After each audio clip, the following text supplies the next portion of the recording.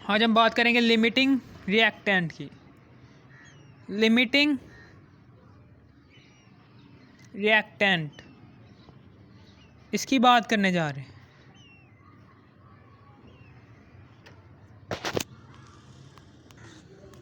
ठीक है ना, हमारी बुक में लिखा हुआ है लिमिटिंग रिएक्टेंट की डेफिनेशन कि ऐसा रिएक्टेंट जिसकी मिकदार कम हो, जिसकी मिकदार कम हो, ऐसा रिएक्टेंट कि जिसकी मिकदार कम हो उसे कहते हैं हम limiting reactant. Limiting reactant is the reactant which control the amount of product, जो प्रोडक्ट की अमाउंट को कंट्रोल करता है। केमिकल रिएक्शन में प्रोडक्ट की अमाउंट को कंट्रोल करता है। The reactant which produce least amount of product, ऐसा रिएक्टेंट जो प्रोड्यूस करता है लीस्ट अमाउंट ऑफ प्रोडक्ट। इसे हम एक एग्जाम्पल से समझते हैं। इसे हम किससे समझते हैं? एक एग्जाम्पल से समझते हैं कि फॉर एग्जाम्पल कि यहाँ पर मेरे पास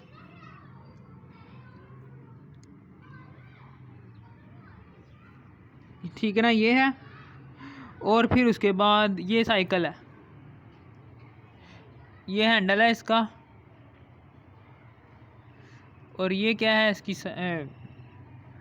ठीक है ना, और यहाँ पर करके पैडल है, ठीक है, और नीचे इसके क्या है, पहिए, ठीक है। ये दो चीज़ें हैं। सबसे पहले तो 15 फ्रेम आ जाते हैं, 15 फ्रेम, और ये 20 टायर्स हैं, ठीक है ना। ये क्या है? ये रिएक्टेंट है। ये क्या है? ये रिएक्टेंट है।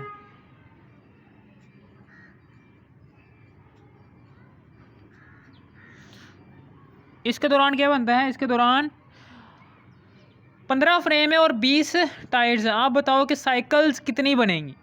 साइकिल्स कितनी बनेंगी? साइकिल्स कितनी बनेंगी? साइकिल्स बनेंगी, ठीक है ना, 20 टायर है ना, तो 20 टायर को इस्तेमाल करते हुए साइकिल के फ्रेम 15 हैं और 20 टायर हैं, तो साइकिल्स कितनी बनेंगी? साफ सीधी सी बात है कि 20 टायर हैं, हर साइकिल में कितने टायर्स आते हैं? 2, तो 2 जोन से हैं, 2 को मल्टीप्लाई करेंगे 10 से, 2 हर साइकिल में टायर कितने आते हैं? 2 आते हैं, और यहाँ पर चूँकि 20 टायर हैं और हर साइकिल में 2 टायर आ जाएंगे, तो 10 दूना 20, यानी कि 10 साइकिल्स बनेंगी यहाँ पर, ठीक है ना। कितनी साइकिल्स बनेंगी? 10 साइकिल बनेंगी। मेरे कहने का मतलब ये है कि 10 जोन सी हैं, 10 साइकिल्स बनेंगी, ना कि 15, ठीक है ना। 15 नहीं बन सकती, 10 साइकिल्स बनेंगी, ठीक है ना। यहाँ पर आप देखेंगे कि जो से टायर है, ये टायर अमाउंट ऑफ प्रोडक्ट को कंट्रोल कर रहे हैं कि कितनी अमाउंट में प्रोडक्ट बनेगी। वो टायर, ये जो सा रिएक्टेंट है, ये 2 रिएक्टेंट है, एक तो फ्रेम है और एक टायर है।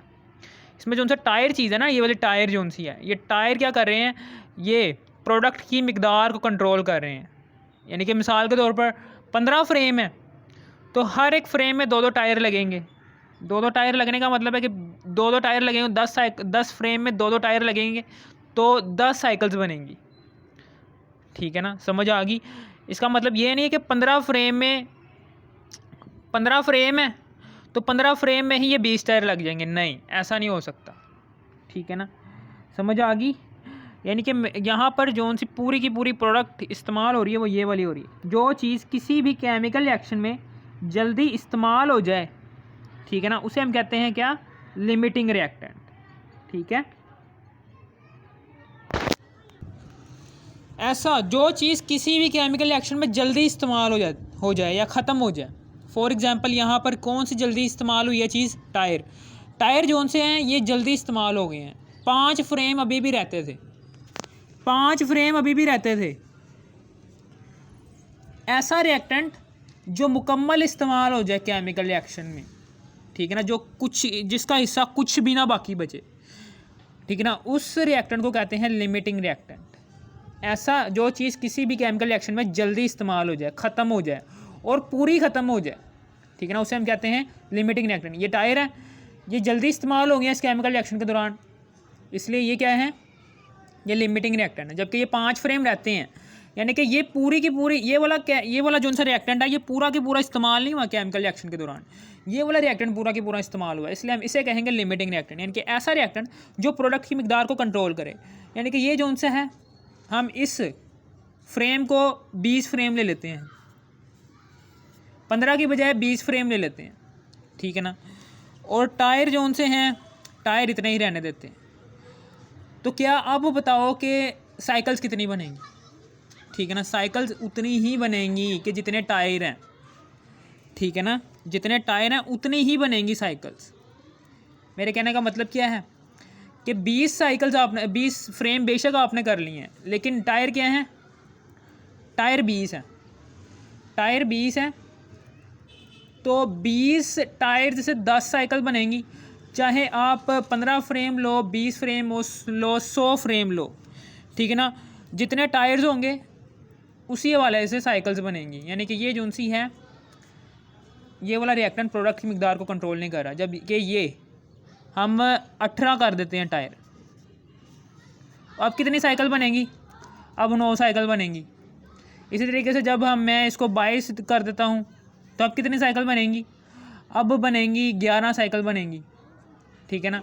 यानी कि इसकी टायर्स की मिकदार को मैं चेंज करता हूँ तब प्रोडक्ट की मिकदार भी चेंज हो जाती है। यानी कि मेरे कहने का मतलब ये है कि ऐसा रिएक्टेंट जो प्रोडक्ट की मिकदार को कंट्रोल करे, ऐसा रिएक्टेंट जो प्रोडक्ट की मिकदार को कंट्रोल करे, इसे लिमिटिंग रिएक्टेंट कहते हैं। वो रिएक्टेंट के जिससे कम प्रोडक्ट बने, वो रिएक्टेंट के जिससे कम प्रोडक्ट बने, ठीक है ना। 10 फ्रेम है, 10 फ्रेम।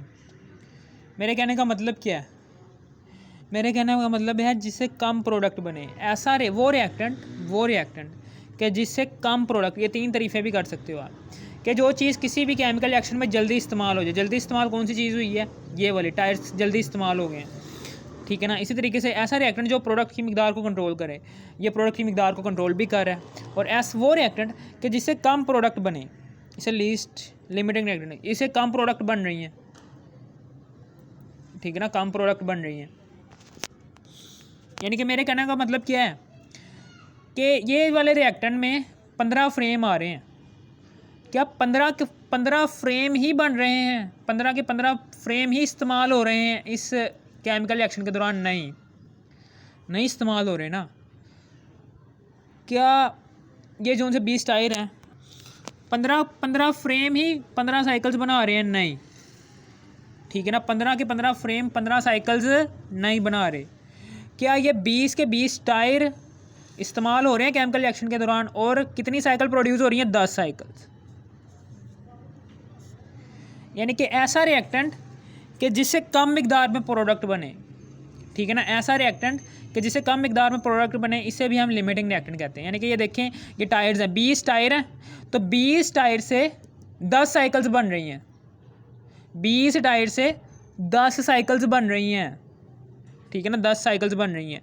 जबकि 15 फ्रेम है, क्या 15 फ्रेम से 15 साइकिल्स बन रही हैं? नहीं। यानी कि प्रोडक्ट की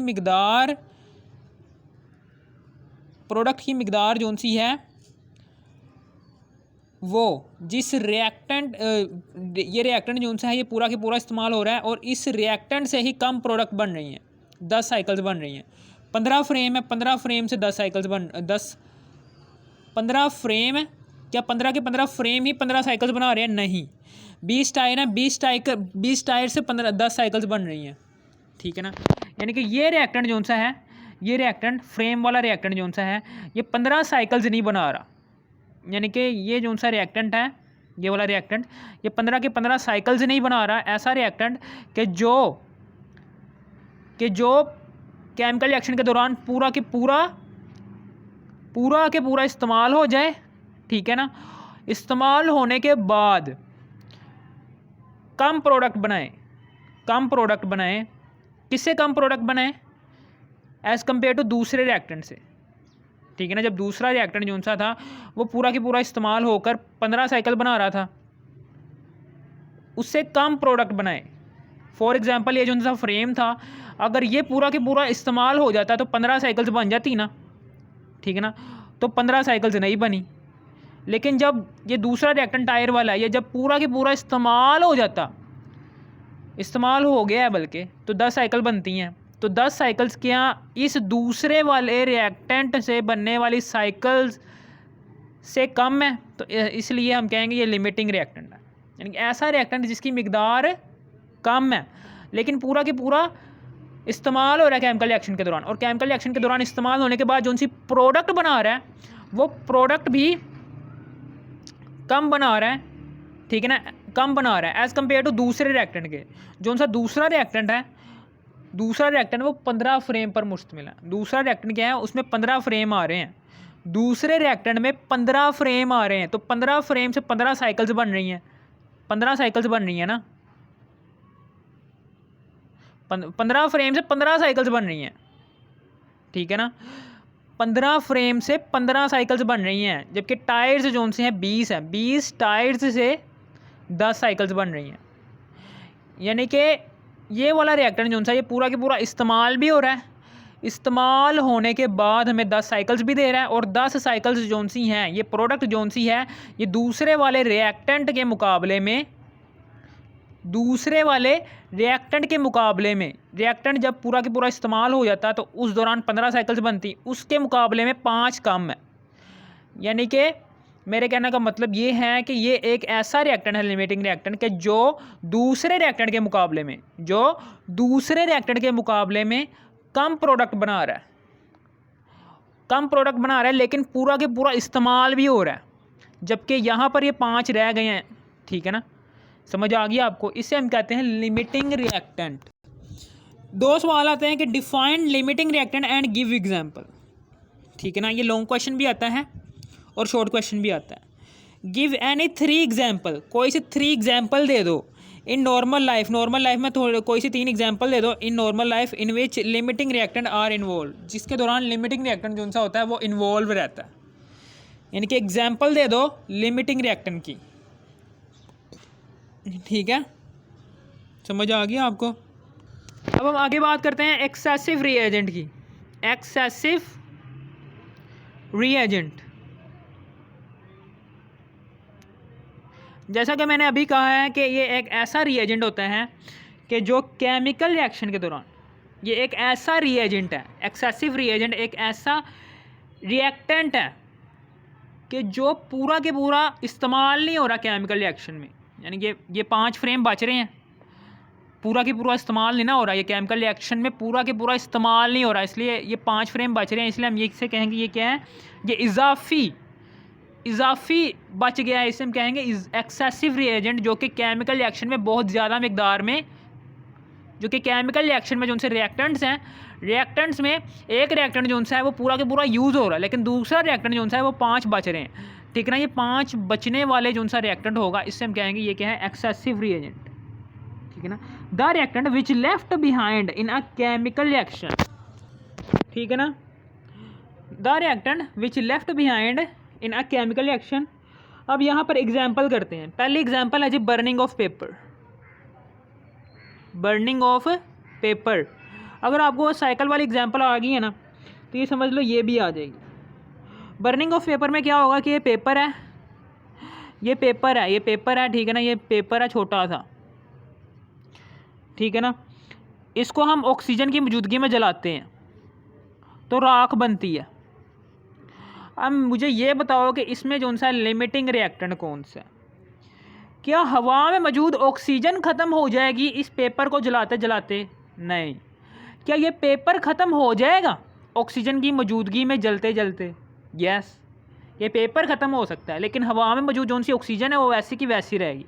इसलिए ये क्या होगा, ये लिमिटिंग रिएक्टेंट होगा, जो कि रिएक्शन में पूरा के पूरा इस्तेमाल भी हो गया है, ठीक है ना, और जिसकी वजह से जो सी राख बनी है, जो सी प्रोडक्ट बन रही है वो भी कम ही बन रही है।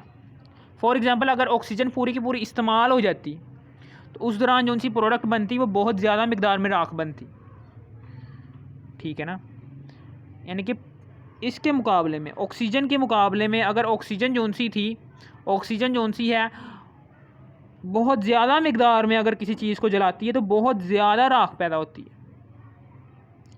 ये लिमिटिंग रिएक्टेंट जो सा है, ये समझ आ रही है ना आपको कि ये एक ऐसा रिएक्टेंट है, लिमिटिंग रिएक्टेंट एक ऐसा रिएक्टेंट है, एक ऐसा रिएक्टेंट है लिमिटिंग रिएक्टेंट जो कि केमिकल रिएक्शन को चला रहा है, जो कि पूरा के पूरा यूज़ हो रहा है, पूरा के पूरा इस्तेमाल हो रहा है, पूरा के पूरा इस्तेमाल होने के बाद प्रोडक्ट की मिकदार को भी कंट्रोल कर रहा है, प्रोडक्ट की मिकदार को कंट्रोल करने के बाद और प्रोडक्ट की मिकदार को भी कंट्रोल कर रहा है और प्रोडक्ट कम बना रहा है एज़ कम्पेयर टू दूसरे रिएक्टेंट के, ठीक है ना। इसके मुकाबले में जो चीज़ किसी भी केमिकल रिएक्शन में जल्दी इस्तेमाल हो जाए उसे हम कहते हैं लिमिटिंग रिएक्टेंट। ऐसा रिएक्टेंट जो प्रोडक्ट की मिकदार को कंट्रोल करे, प्रोडक्ट की मिकदार को ही कंट्रोल कर रहा है। राख जो सी है वो इस कागज़ से ही बनी है ना, ठीक है ना, इस कागज़ से ही बनी है ना ये वाली राख, ठीक है ना।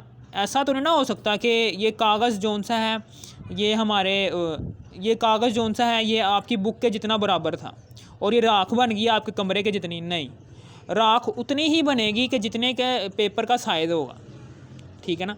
इसलिए पेपर क्या होगा, लिमिटिंग रिएक्टेंट होगा। और ऑक्सीजन जो सी है, ठीक है ना, वो रिएक्टेंट के जिससे कम प्रोडक्ट बने, इसे हम लिमिटिंग रिएक्टेंट कहते हैं। वो रिएक्टेंट के जिससे कम प्रोडक्ट बने, इसे इस पेपर से कम प्रोडक्ट बन रही है ना लिमिट, तो इसलिए क्या है, लिमिटिंग रिएक्टेंट। समझ आ गई आपको।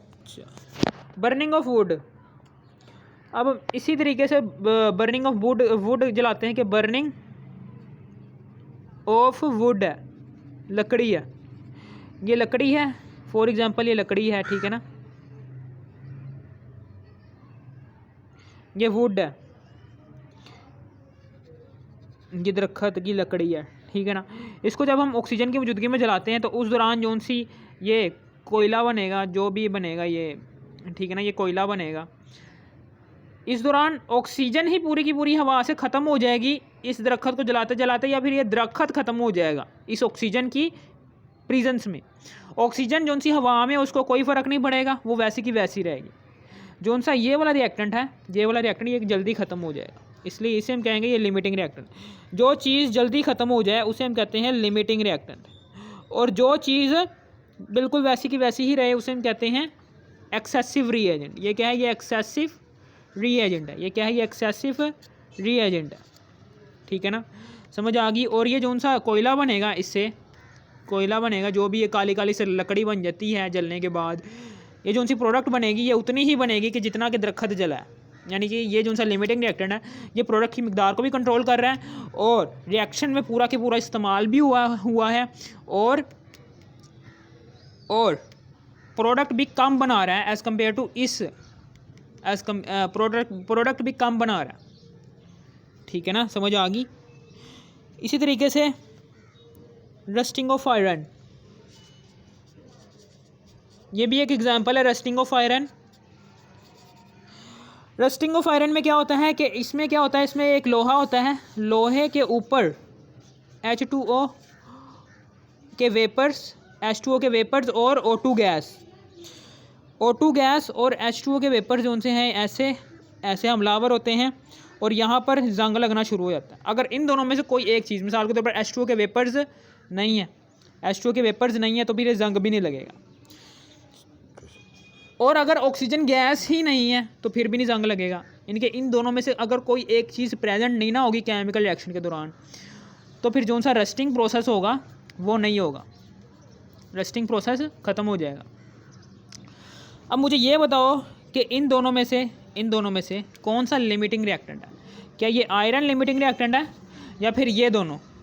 ये आयरन लिमिटिंग रिएक्टेंट है। ये जो सा आयरन है ये लिमिटिंग रिएक्टेंट है क्योंकि हवा में H2O के वेपर्स और ऑक्सीजन गैस वैसी की वैसी ही रहेगी।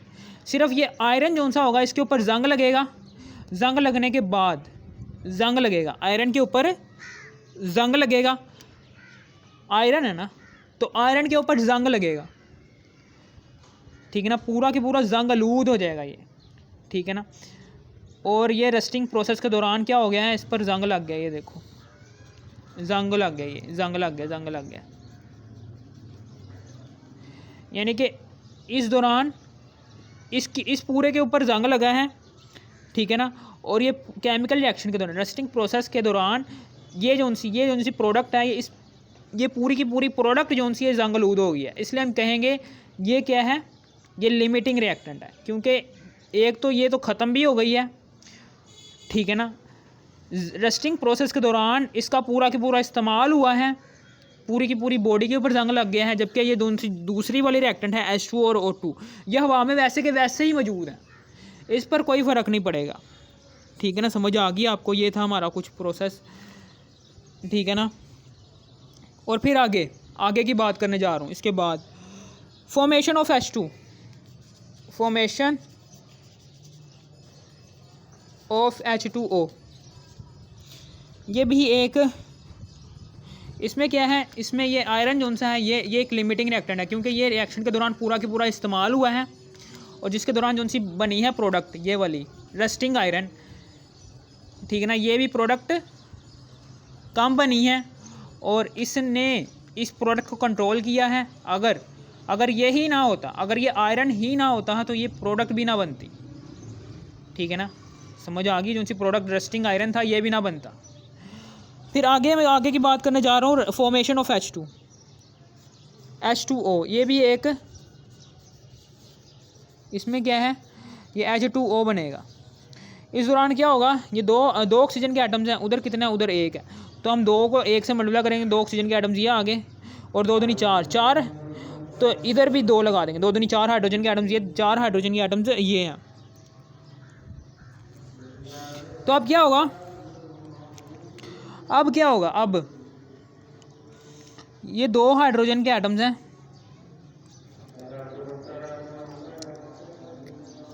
2 दूनी 4 हाइड्रोजन के एटम्स हैं, 2 ये, और 2 ऑक्सीजन के एटम्स हैं।